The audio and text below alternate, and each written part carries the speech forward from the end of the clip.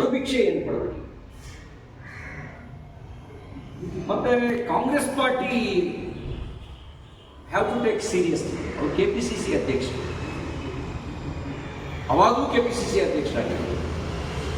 BJP ಗೆಲ್ಲೋದಕ್ಕೆ ಸಹಕಾರ ಕೊಟ್ಟಿದ್ದೀವಿ ಅಂತ ಅವ್ರು ಒಪ್ಕೊಂಡಿದ್ದಾರೆ. ಸಹಕಾರ ಕೊಟ್ಟಿದ್ದೀವಿ ಅಂತೇಳಿ ಸ್ಟೇಟ್ಮೆಂಟ್ ಕೊಟ್ಟಿದ್ದೀರಿ ಅಂತ ಹೇಳಿದ್ರೆ, ನನ್ನ ದೃಷ್ಟಿಯಲ್ಲಿ ಕಾಂಗ್ರೆಸ್ ಪಾರ್ಟಿಗೆ ಅದು ಪಕ್ಷ ವಿರೋಧಿ ಕೃತ್ಯ ಆಗಿದೆ. ಅವ್ರ ಪಾರ್ಟಿ ಸೀರಿಯಸ್ ಆಗಿ ತಗೋಬೇಕು ಅವ್ರ ಹೇಳಿಕೆಯನ್ನು. ಕಾಂಗ್ರೆಸ್ ಪಾರ್ಟಿ BJP ಗೆಲ್ಲೋದಕ್ಕೆ ಸಹಕಾರ ಕೊಡುತ್ತೆ ಅಂತ ಹೇಳಿದ್ರೆ, ಆ ಕಾಂಗ್ರೆಸ್ ಪಾರ್ಟಿಯ ಕ್ರೆಡಿಬಿಲಿಟಿ ಎಷ್ಟು ಮಟ್ಟದ್ದು, ಅದರ ಅಧ್ಯಕ್ಷರ ಕ್ರೆಡಿಬಿಲಿಟಿ ಎಷ್ಟು ಮಟ್ಟಿಗಿದೆ, ಮತ್ತು ಮರುಭಿಕ್ಷೆ ಏನು ಕೊಡೋದು? ಬರೀ ಭಿಕ್ಷೆ ಕೊಟ್ಟರು ಅಥವಾ ಮರುಭಿಕ್ಷೆಗೆ ಕೊಡೋದಿಲ್ಲ, ಅದನ್ನು ಸ್ಪಷ್ಟಪಡಿಸಿ. ಮರುಭಿಕ್ಷೆಯಿಂದ ನೀವೇನು ಲಾಭ ಮಾಡಿಕೊಂಡ್ರಿ?